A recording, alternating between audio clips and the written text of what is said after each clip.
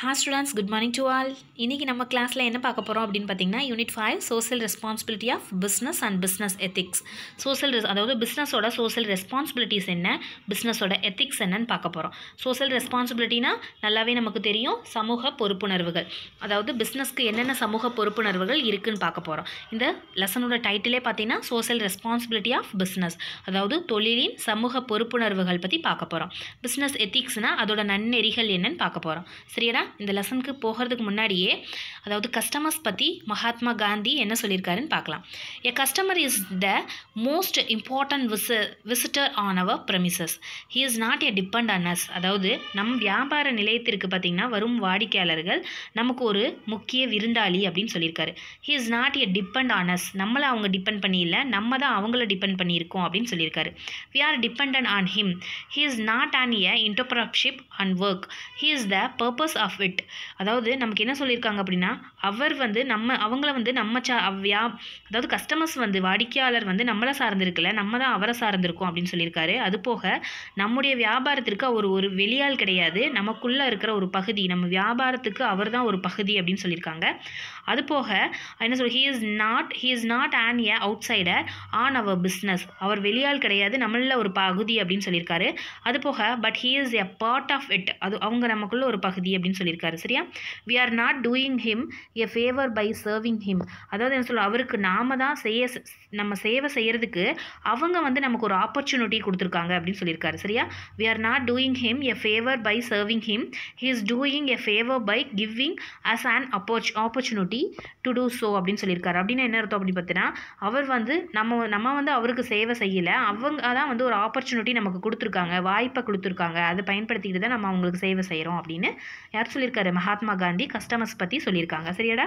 அது போக இன்னைக்கு இன்ட்ரடக்ஷன், இந்த லெசனோட இன்ட்ரடக்ஷன் பார்த்தீங்கன்னா a business entity carries out economic activities on a regular basis to earn profit. These entities spend money on different aspects of business which do not give them profit directly.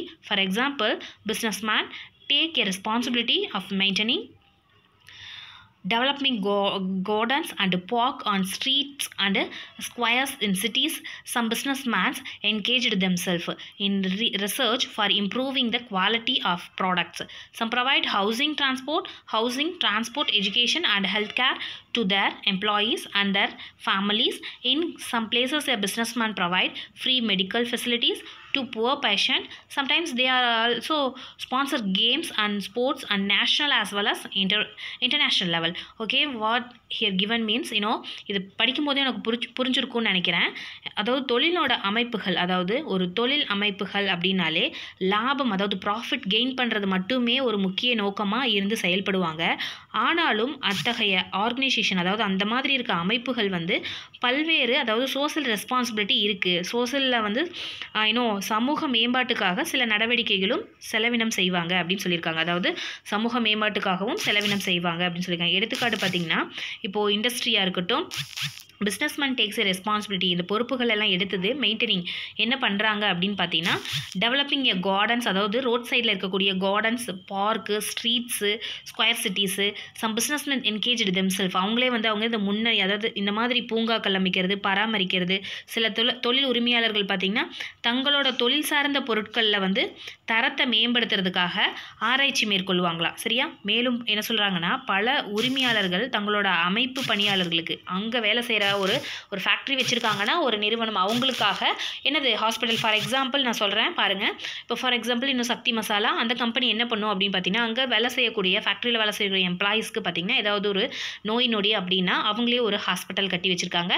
Free medicine, அதாவது medical நமக்கு என்ன ஒரு இஷ்யூவாக இருந்தாலும் சரி அங்கே போனால் நம்ம cure பண்ணிக்கலாம் ஃப்ரீயாகவே. அதாவது அங்கே ஒர்க் பண்ணக்கூடிய எம்ப்ளாயீஸ். அது போக அங்கே பார்த்தீங்கன்னா ஹேண்டிகேப் மெம்பர்ஸ்க்கு எல்லாமே எம்ப்ளாய்மெண்ட் ஃபெசிலிட்டி, அதாவது ஜாப் ஃபெசிலிட்டி பண்ணி கொடுத்துருக்காங்க, வேலைவாய்ப்பு கொடுத்துருக்காங்க. அது போக ஊனமுற்றோர்கள் முகாம் நடத்துகிறாங்க. இந்த மாதிரி அவங்க லாபம் ஈட்டுறதை மட்டுமே இல்லாமல் அது லாபத்தில் ஒரு பங்கை எடுத்து என்ன பண்ணணும், சோசியல் ரெஸ்பான்சிபிலிட்டிக்காக யூஸ் பண்ணணும் அப்படின்னு சொல்லியிருக்காங்க. சரியாடா? அதான் இங்கே கொடுத்துருக்காங்க. மெடிக்கல் ஃபெசிலிட்டிஸ், புவர் பேஷண்ட், அதாவது எளியவர்களுக்கு ஹெல்ப் பண்ணுற மாதிரி அவங்க செய்வாங்க. சம்டைம்ஸ் தே ஆல்சோ ஸ்பான்சர், என்ன ஸ்பான்சர் பண்ணுவாங்க அப்படின்னு பார்த்தீங்கன்னா கேம்ஸ் அண்ட் ஸ்போர்ட்ஸ், அதாவது விளையாட்டுத்துறைக்கு கூட அவங்க ஸ்பான்சர் பண்ணுவாங்களாமா. நேஷனல் ஆஸ் வெல் அஸ் அதே மாதிரி இன்டர்நேஷ்னல் லெவல் வரைக்குமே என்னது விளையாட்டு போட்டிகளுக்கு நிதி உதவி அளிப்பாங்க அப்படின்னு சொல்லியிருக்காங்க. சரியாடா?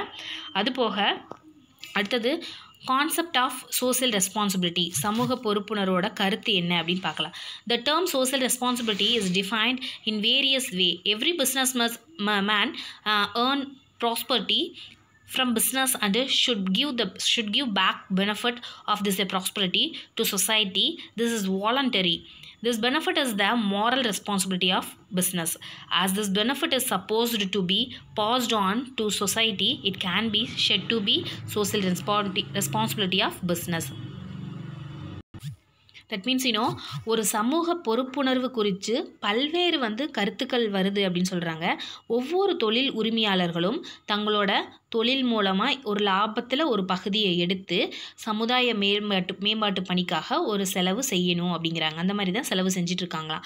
இத்தகைய பயன்பாட்டுக்கு என்ன சொல்கிறாங்கன்னா தொழில் ஒழுங்குணர்வு அப்படின்னு சொல்லியிருக்காங்க. That means prosperity to society. This voluntary, அவங்களாவே தானாக முன் வந்து தங்களோட லாபத்தில் ஒரு பகுதியை எடுத்து சோசியல் என்ன சொல்கிறது சோசியல் ரெஸ்பான்சிபிலிட்டி அவங்களுக்கு இருக்கணும். அது மூலமாக நிறைய தொழில் உரிமையாளர்களுக்கு சோசியல் ரெஸ்பான்சிபிலிட்டி வளரும். இது அவங்களுக்கு ஒரு பொறுப்புணர்வாகவே இருக்கும் அப்படிங்கிறாங்க. ஏன்னா மக்களோட பணத்தில் அவங்க லாபம் ஈட்டுறாங்க. அது மக்களுக்கு ஒரு பாதுகாப்பாகவும் அவங்களுக்கு ஒரு உதவிகரமாகவும் இருக்கிறது ரொம்ப நல்லது அப்படின்னு சொல்கிறாங்க. சரியா? அப்போ மக்களுக்கு இருக்கக்கூடிய ஆதரவு அந்த உரிமையாளருக்கு ஆதரவும் கிடைக்கும். மக்களுக்கு இவ்வளோ பண்ணுறாங்களா இந்த கம்பெனிக்காரங்கன்ட்டு மக்களும் ஆதரவு அளிப்பாங்க. அதுபோக தொழிலும் சிறக்கும், சமூக பொறுப்புணர்வு தொழிலாளர்களுக்கும் இருக்கும். அதுபோக தொழிற்சாலை உரிமையாளர்களுக்கும் சமூக பொறுப்புணர்வு இருக்கும் அப்படின்னு சொல்கிறாங்க. சரியாடா? அதை இதில் கொடுத்துருக்காங்க. பிஸ்னஸ் மேனுக்கு ரெஸ்பான்சிபிலிட்டி, சோசியல் ரெஸ்பான்சிபிலிட்டி இருக்கும் கண்டிப்பாக அப்படின்னு சொல்கிறாங்க. அடுத்தது டெஃபினிஷன் பார்த்துடலாம். சோசியல் ரெஸ்பான்சிபிலிட்டிக்கு டெஃபினிஷன் கொடுத்துருக்காங்க பாருடா. The following are some important definition. Social responsibility.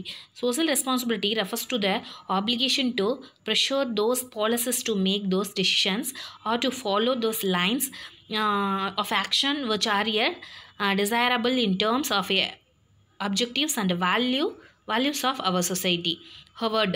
ஹவர்டு அப்படிங்கிறவர் சொல்லியிருக்கார்.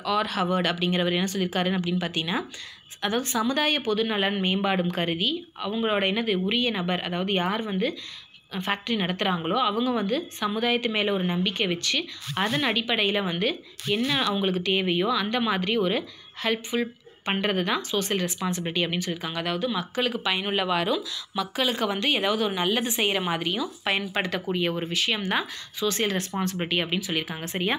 அதாவது என்ன ஒரு முடிவு எடுக்கணும், யாருக்கு என்ன செய்யணும்னு ஒரு டெசிஷன் எடுத்து அதை ஃபாலோ பண்ணுறது தான் சோசியல் ரெஸ்பான்சிபிலிட்டி அப்படின்னு ஹவர்டு சொல்லியிருக்காரு. சரியா?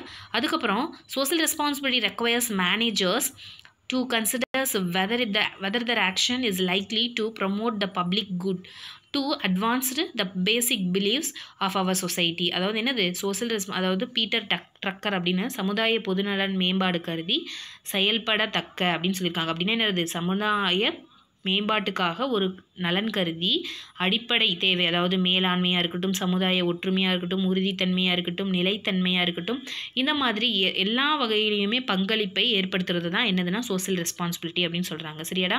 பப்ளிக்கோட குட், அதாவது பப்ளிக் ஒரு பொதுநலன் கருதி பொதுமக்களுக்கான ஒரு நல்லது செய்கிற மாதிரி இருக்கக்கூடிய ஒரு கான்ட்ரிபியூட், இந்த மாதிரி இருக்கக்கூடிய ஸ்டேபிலிட்டி, ஸ்ட்ரென்த்து, ஒரு நிலைத்தன்மை, இதெல்லாமே தான் ஒரு சோசியல் ஹார்மோனி, நம்பிக்கை, நன்னம்பிக்கை, பங்களிப்பு, இதெல்லாம் கூட சொல்லலாம். சரியா? இதுதான் அப்படின்னு சோசியல் ரெஸ்பான்சிபிலிட்டின்னு யார் சொல்லியிருக்கா? பீட்டர் ட்ரக்கர் அப்படிங்கிறவர் டெஃபைன் பண்ணியிருக்காரு. சரியா?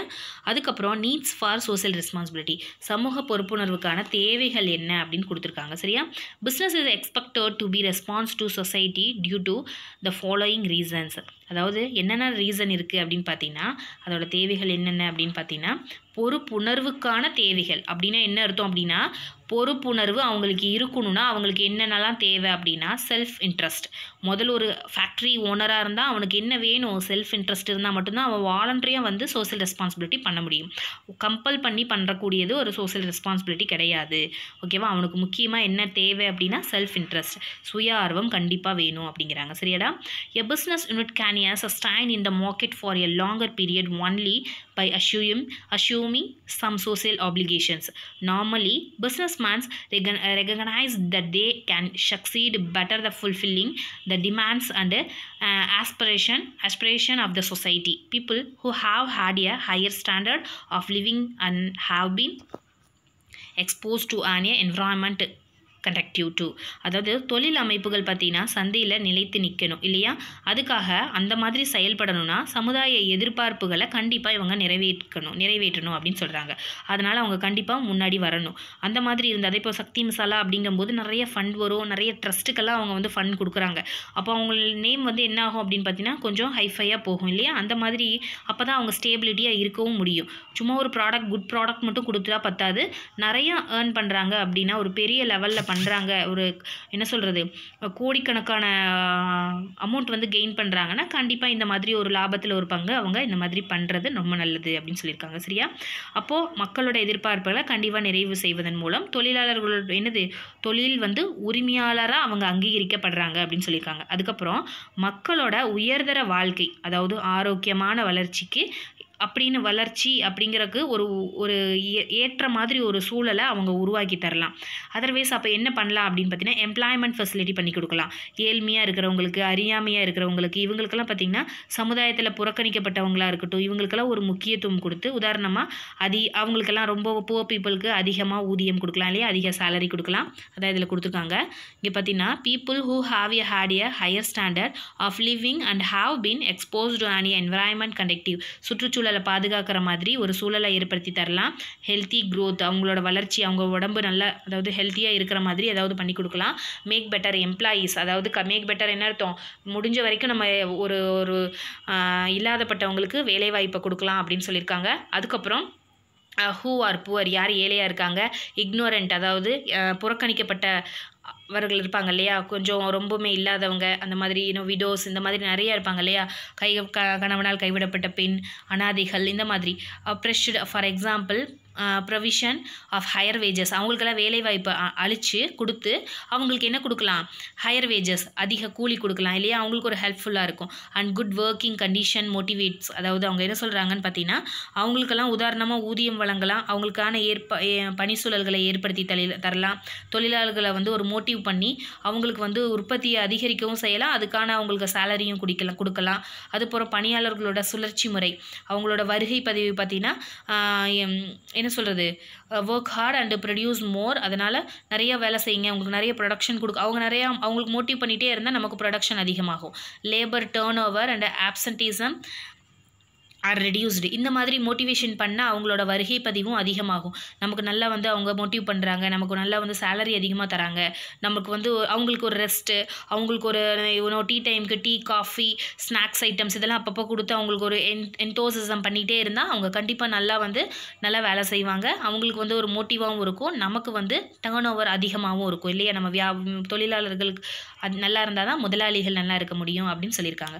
ஸோ அவங்களுக்கு சோஷியல் ரெஸ்பான்சிபிலிட்டி செய்யணும்னா நம்ம வெளியே போய் தான் செய்யணும்னு கிடையாது, நம்ம ஃபேக்ட்ரிக்குள்ளேயே நம்ம எம்ப்ளாய்மெண்ட், அதாவது வேலை செய்கிறவங்களுக்கே வந்து புவர் பீப்புளாக இருக்கட்டும், அதாவது அவங்கள வேண்டாம் அப்படின்னு சொல்லியிருக்கிறவங்க, அதாவது இக்னோரண்ட் பண்ண ஒரு பர்சனாக இருக்கட்டும், புவர் பீப்புளாக இருக்கட்டும், இவங்களுக்கெல்லாம் வேஜஸ் அதிகப்படுத்தி கொடுக்கலாம், அவங்களுக்கான ஒரு சூட்டபிளான ஒரு என்வரான்மெண்ட்டெல்லாம் நம்ம உருவாக்கி கொடுக்கலாம் அப்படின்னு சொல்லியிருக்காங்க. This is a first point, self interest.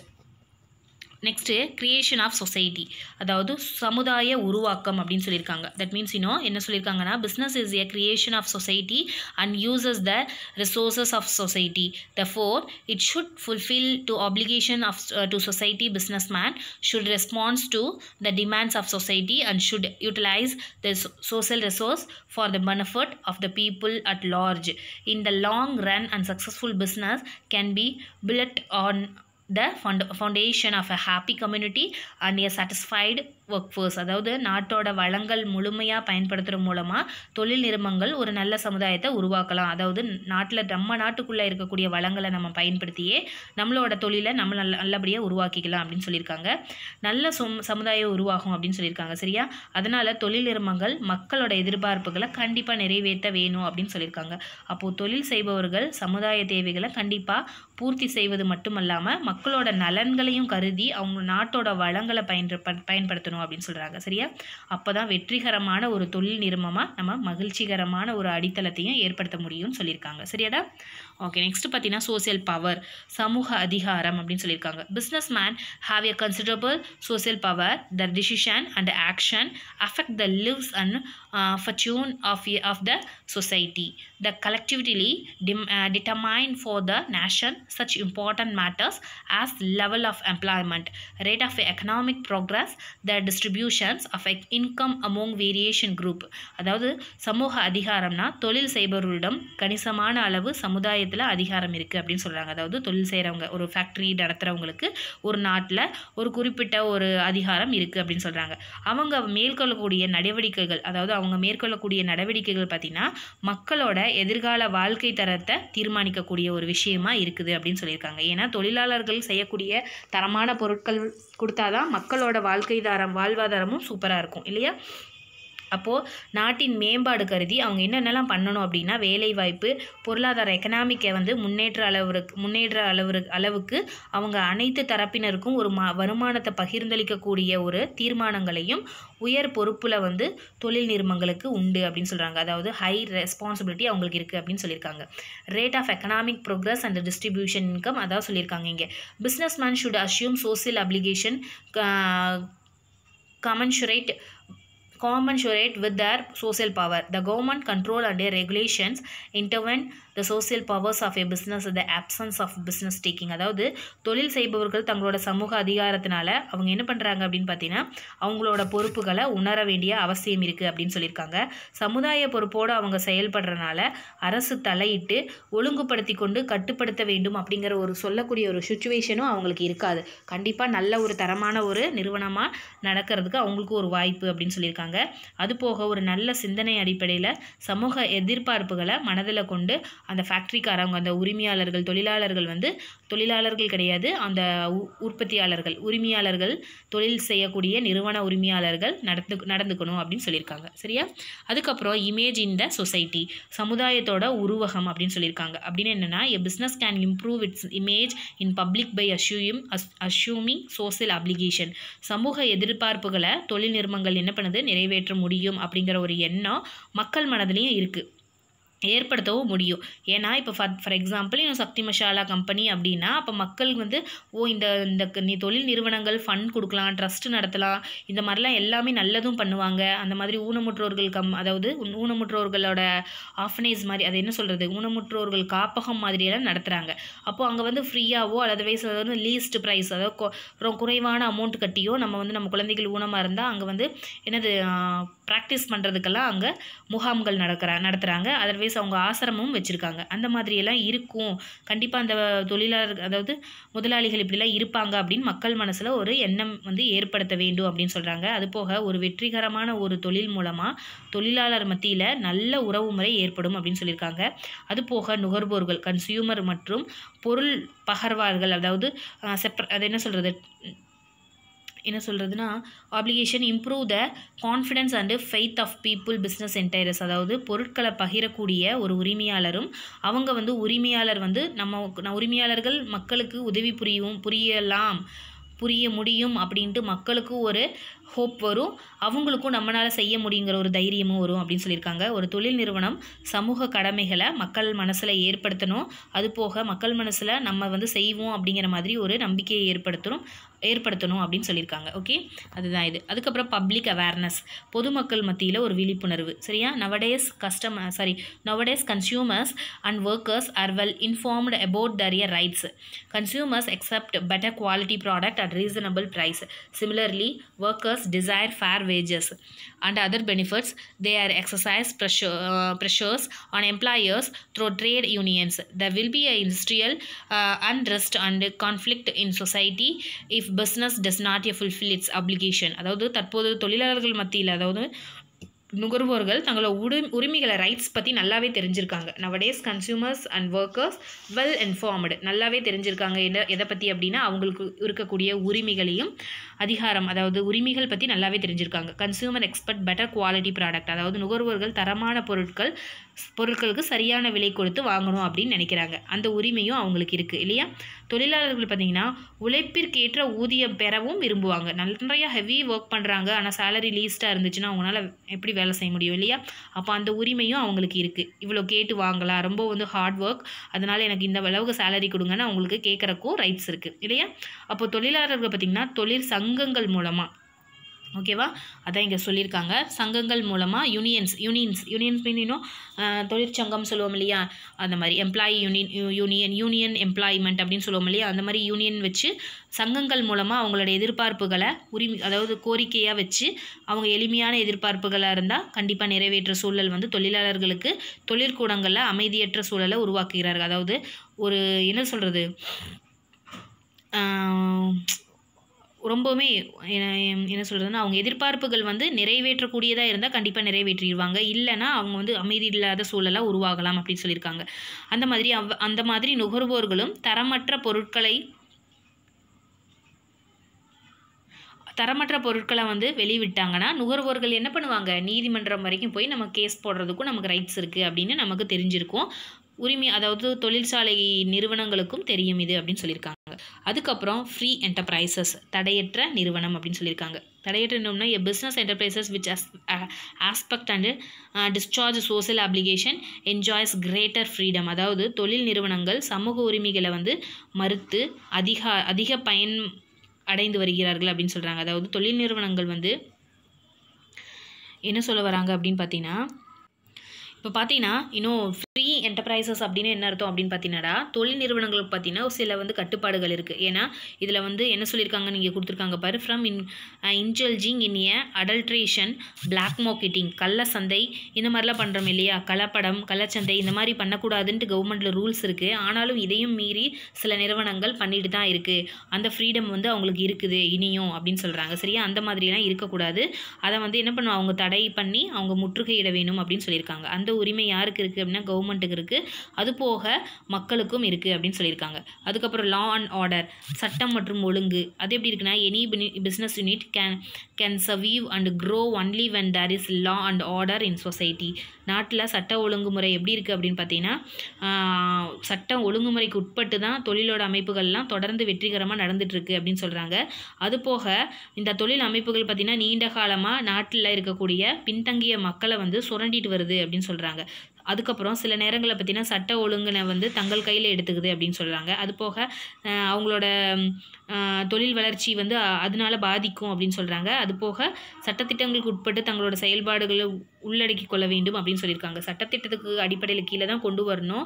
இல்லைன்னா அவங்களுக்கு என்ன ஆகும் அப்படின்னு பார்த்தீங்கன்னா, அந்த பிஸ்னஸ் பாதிக்கும். எப்போ இருந்தாலும் இப்போ நல்லா இருக்கும், எப்படி இருந்தாலும் ஒரு நாள் கண்டிப்பாக பாதிக்கும் அப்படின்னு சொல்லியிருக்காங்க. This is a law and order. Law and order face பண்ணி போனால் அவங்களோட பிஸ்னஸ் ஹைஃபையாக போகும். இல்லைன்னா எப்பயாவது ஒரு நாள் அவங்களுக்கு பேக் வந்துடும். அதாவது என்னது பிஸ்னஸ் வந்து சரிவடையும் அப்படின்னு சொல்லியிருக்காங்க. அதே மாதிரி மாரல் ஜஸ்டிஃபிகேஷன், தார்மீக பொறுப்புணர்வு அப்படின்னு சொல்லியிருக்காங்க. அப்படின்னா என்ன அர்த்தம் அப்படின்னு அது போக மாரல் ஜஸ்டிஃபிகேஷன் என்ன அர்த்தம் அப்படின்னு பார்த்தீங்கன்னா, தார்மீக பொறுப்புணர்வு அப்படின்னு சொல்லியிருக்காங்க. In large country like India, பெரிய நாடான இந்தியா, குறிப்பாக இந்தியாவில் பார்த்தீங்கன்னா government alone cannot solve all problems. கவர்மெண்ட்னால மட்டும் எல்லா ப்ராப்ளமும் சால்வ் பண்ண முடியாது. Business has many and talent which it can assist the government in solving problems. அதாவது கவர்மெண்ட் இல்லாமல் அதர்வைஸ் மற்றவங்க மூலமாக தான் இது என்ன ஆகும் அப்படின்னா ப்ராப்ளம் சால்வ் ஆகுது அப்படிங்கிற. For example, business can play vital role in a solving regional disparities, unemployment, literacy, scarcity of foreign exchanges and such other problems in country. அதாவது என்னென்னலாம் வரும் அப்படின்னு பார்த்தீங்கன்னா, ஒரு நாட்டில் உதாரணமாக நாட்டில் காணப்படக்கூடிய ஒரு ரீஜியனில் தாழ்வுகள், வேலையின்மை, அதுக்கப்புறம் கல்வியறிவின்மை, அந்நிய செலவாணி, தட்டுப்பாடு, இந்த மாதிரி நிறைய பிரச்சனைகள் வரும். அதெல்லாம் மனிதர்கள் மூலமாகவும் சிலது வந்து சமாளிக்க முடியும். அதாவது மனித சக்தினால தான் சமாளிக்க முடியும் அப்படிங்கிறாங்க. Moreover business has created some social problems. அதாவது சோசியல் ப்ராப்ளம்ஸை யார் வந்து மோரோவர் க்யூர் பண்ணுறாங்க அப்படின்னு பார்த்தீங்கன்னா இந்த தொழில் நிறுவனங்கள் தான் அப்படின்னு சொல்லியிருக்காங்க. அது மூலமாக என்னென்னலாம் ப்ராப்ளம் வரும்னு பார்த்தீங்கன்னா, பொல்யூஷன், ஹெல்த் ஹசார்ட்ஸ். அதாவது என்ன சொல்கிறாங்க அப்படின்னு பார்த்தீங்கன்னா, சுற்றுப்புறச்சூழல் மாசு ஏற்படும், சுகாதாரன்மையாக இருக்கும், அது போக பிரச்சனைகள் கொஞ்சம் பல வகை வரும் அப்படின்னு சொல்லியிருக்காங்க. சரியா? இதனால் என்ன ஆகும்னா, சொசைட்டியோட ப்ராப்ளம்ஸ் கொஞ்சம் சால்வ் ஆனாலும் இந்த மாதிரி ப்ராப்ளம்ஸும் வர நேரிடும் அப்படின்னு சொல்லியிருக்காங்க. அதுக்கப்புறம் சோசியோ கல்ச்சரல் நார்ம்ஸ் அப்படின்னா சமூக கலாச்சார நெறிமுறைகள் அப்படின்னு சொல்லியிருக்காங்க. தட் மீன்ஸ் இந்தியாவில் கலாச்சாரம் மற்றும் இன்னொன்று பண்பாடு செழித்து வளருது அப்படின்னு சொல்லியிருக்காங்க. அது போக தொழில் செய்பவங்க பார்த்திங்கன்னா இந்த மாதிரி கலாச்சார பயன்பாட்டின் மூலம் இயற்கை வளங்களை முழுமையாக பயன்படுத்தி சமுதாயத்திற்கும் அரசுக்கும் உதவிகரமாக தான் இருக்கணும் தவிர அது போக உதவிகரமான இல்லாமல் போகக்கூடாது. மேலும் வாய்ப்புகளை பகிரலாம் அப்படின்னு சொல்லியிருக்காங்க. பணியாளர்களும் மற்றும் நுகர்வோர்களுக்கிடையே ஒரு நல்ல உறவு முறை இருக்கணும் அப்படின்னு சொல்லியிருக்காங்க. அதாவது நம்ம நாட்டோட வளங்களை பயன்படுத்தி முழுமையாக நம்ம கலாச்சாரத்தை நெறிமுறைகளை என்ன பண்ணணும், வளர வைக்கணும். அதர்வைஸ் பார்த்தீங்கன்னா இப்போ கோக் இந்த மாதிரி இன்னும் இளநீர், அதர்வைஸ் நொங்கு இந்த மாதிரி ஐட்டம்ஸ் எல்லாம் இருக்குது இல்லையா, நம்மளோட நாட்டு சர்க்கரை, இன்னும் கருப்பட்டி, இதெல்லாம் நம்ம நாட்டில் இருக்கக்கூடிய ஒரு பொருள். ஆனால் பார்த்திங்கன்னா இப்போ ஃபார் எக்ஸாம்பிள் பழைய சாதம்னா ரொம்ப ட்ரெண்டிங்காக இருக்கும். அந்த காலத்தில் ஆன்ஷியன்ட் பீப்புளெலாம் சாப்பிட்டு இருந்தாங்க. பழங்கால மக்கள் நம்ம பாட்டி தாத்தாலாம் அதை தான் வந்து ஹெல்தி எனர்ஜியாக எடுத்துக்கிட்டாங்க. ஆனால் இப்போது வந்து நம்ம அதை தொடர்றது கூட கிடையாது. அதை ஃபாரினில் பார்த்திங்கன்னா அப்ராட்லாம் பார்த்திங்கன்னா பாட்டிலில் போட்டு வச்சு அதை தான் எனர்ஜிக் ட்ரிங்க் அப்படின்னு 400-500க்கு சேல் பண்ணுறாங்க. அந்த மாதிரி நம்மளோட கலாச்சாரத்தை நம்ம என்ன பண்ணணும், நம்ம சீரழிக்காமல் நம்மளோட நாட்டோட வளங்களை பயன்படுத்தி நம்ம நாட்டை முன்னேற வைக்கணும்னா கண்டிப்பாக ஒரு தொழிற்சாலைகள் நமக்கு உதவியாக இருக்கணும் நம்ம நாட்டுக்கு அப்படின்னு சொல்லியிருக்காங்க. சரியா? அதே மாதிரி ப்ரொஃபஷனலிசம், அதாவது தொழில் முறைமை அப்படின்னு சொல்லியிருக்காங்க. ஒரு தொழில் நிறுவனம் அப்படிங்கிறது மேலாண்மை செய்யக்கூடிய ஒரு நிபுணத்துவம் சார்ந்தது அப்படின்னு சொல்லியிருக்காங்க. ப்ரொஃபஷனலைஸ்டு, அது ஒரு தொழிலாகவே செஞ்சு அதுலேயே இறங்கி அது மூலமாக அதுலேயே ஊறி கிடக்கக்கூடியது தான் professionalise. As owner, manager, nurses, a creator, greed for a profiteering because all of the gains to him but a salaried and qualified manager is less likely to be lured because he does not benefit from the profit earned through the questionable practice. அதாவது என்ன சொல்கிறாங்கன்னா, தொழில் நிறுவனங்கள் பார்த்திங்கன்னா மேலாண்மை செய்கிறதுக்கு ஒரு நிபுணத்துவம் சார்ந்ததாக இருக்காங்க. நிறுவனம் சார்ந்துள்ள மேலாண்மை, அதாவது உரிமையாளர்கள் பார்த்திங்கன்னா லாபத்து மீது மட்டும் அதிகமாக அக்கறை கொள்வதால் தான் லாபம் வந்து அனைத்தும் அவர்களையே சேருது அப்படின்னு சொல்கிறாங்க. அதனால் ஊதியமாக இருக்கட்டும், மேலாளர்களோ மேனேஜருக்கு ஏதாவது லாபம் மூலமாகவும் அவங்களுக்கு ஒரு பயன் வந்து அடைய செய்யணும். அப்போ தான் நம்மளோட வெற்றி வந்து இன்னும் வந்து நிறையா ஃபுல்ஃபில் ஆகும். இதுக்கு மேலேயும் நம்ம செய்யணும். நம்ம லாபம் மட்டும் நம்மளே சாப்பிடாம நம்ம ஊழியர்களுக்கும் மேனேஜருக்கு இந்த மாதிரி வந்து கொஞ்சம் ஃபண்ட் வந்து, அதாவது வேஜஸ் மூலமாக ஹை வேஜஸ் கொடுக்கலாம் அப்படின்னு சொல்லியிருக்காங்க. ஓகேவா? ப்ரொஃபஷனலைஸாக பண்ணணும் அப்படின்னு சொல்லியிருக்காங்க. லாபம் மட்டுமே ஈட்டிகிட்டே இருந்தால் என்ன ஆகும், நம்ம உழைச்சி கொடுக்குறோம், லாபம் அவங்களுக்கு தான் போகுதுங்கிற மாதிரி ஆயிரும். அதாவது ஊழியர்களுக்கும் ஹைஃபையாக நம்ம பணம் கொடுத்தா, வேஜஸ் கொடுத்தோன்னா அவங்களும் நமக்கு வந்து அவங்களுக்கு ஒரு மோட்டிவ் மாதிரியும் நமக்கு நிறையா வந்து கெயின் பண்ணுறதுக்கு அவங்க ஹெல்ப் பண்ணுவாங்க. ஓகே, நெக்ஸ்ட் வந்து ட்ரஸ்டிஷிப், அதாவது பொறுப்பாண்மை தத்துவ நெறி அப்படின்னு சொல்லியிருக்காங்க. அப்படின்னு என்னென்னா, Mahatma Gandhi succeed that those who own money or property should hold and use it is an trust for society. Businessmen should run business firms not for their self enrichment but for the good of the society. அதாவது மகாத்மா காந்தி என்ன சொல்லியிருக்காரு அப்படின்னு பார்த்தீங்கன்னா, யார் ஒருவர் பணம் மற்றும் சொத்தை ஈட்டுகின்றாரோ அவர்கள் பார்த்தீங்கன்னா அதை சமுதாய நலன்களுக்காக பயன்படுத்த வேண்டும் அப்படின்னு சொல்லியிருக்காரு. அதுபோல் வியாபார நிறுவனங்கள் என்னது, தங்கள் சுயநலத்திற்காக மட்டும் இல்லாமல் சமூகத்தோட நலனுக்காகவும் பயன்படுத்தணும் அப்படின்னு சொல்லியிருக்காரு. அதாவது செல்வந்தர்கள் மற்றும் தொழில் அதிபர்களிடமும் உள்ள சொத்துக்கள் இறைவனால் அவர்கள் வசம் சமூக நலத்துக்காக ஒப்படைக்கப்பட்டது அப்படின்னு சொல்லியிருக்காரு. அதாவது கடவுள் வந்து தொழிலாளர்கள்கிட்ட மக்களுக்கு நல்லது செய்யறதுக்காகவே பணம் வந்து வழங்கப்பட்டது அப்படின்னு சொல்லியிருக்காங்க. என்னென்னா லாபத்தில் ஒரு பங்கு அப்படின்னு சொல்லியிருக்காங்க. சரியா? அப்போது அந்த மாதிரி இருக்கும்போது இவர்கள் வந்து கடவுளோட நம்பிக்கை பெற்றவர்களாக இருக்கிறாங்களாம். அதனால் கடவுள் வந்தனால தான் இவன் நல்லது செய்வான் அப்படிங்கிறதுனால தான் அவனுக்கு அதிகமாக பணம் கொடுத்துருக்கான் அப்படின்னு காந்தியடிகள் சொல்லியிருக்காரு. எனவே அவங்க வந்து தங்களை பொறுப்பாண்மையார அவங்க ஏற்றுக்கிட்டு அவங்கள சமுதாய, அதாவது சோசியல் ரெஸ்பான்சிபிலிட்டியை கண்டிப்பாக அவங்க செஞ்சு முடிக்கணும் அப்படின்னு சொல்லியிருக்காங்கடா. சரியா? இவ்வளோ தான் இந்த லெசனில் என்ன பார்த்தோம் அப்படின்னு பார்த்தீங்கன்னா, இப்போ சமூகத்தோட சோசியல் ரெஸ்பான்சிபிலிட்டியோட நீட்ஸ் பார்த்தோம். அதாவது ஒரு தொழில் நிறுவனர்களுக்கு என்ன வந்து சோசியல் ரெஸ்பான்சிபிலிட்டியோட நீட்ஸ் வந்து நம்ம பார்த்துருக்கோம். சரியா? 11 பாயிண்ட் கொடுத்துருக்காங்க. சரியா? ஓகே, நெக்ஸ்ட் வந்து நம்ம நெக்ஸ்ட் வீடியோவில் பார்த்துடலாம். இது பார்ட் 1 கம்ப்ளீட் பண்ணியாச்சு. இந்த வீடியோ பிடிச்சிருந்தால் லைக் பண்ணுங்கள், ஷேர் பண்ணுங்கள், கண்டிப்பாக நம்ம சேனலை சப்ஸ்கிரைப் பண்ணி வச்சுக்கோங்க. சரியா? நெக்ஸ்ட் பார்ட் நெக்ஸ்ட் வீடியோவில் பார்க்கலாம்.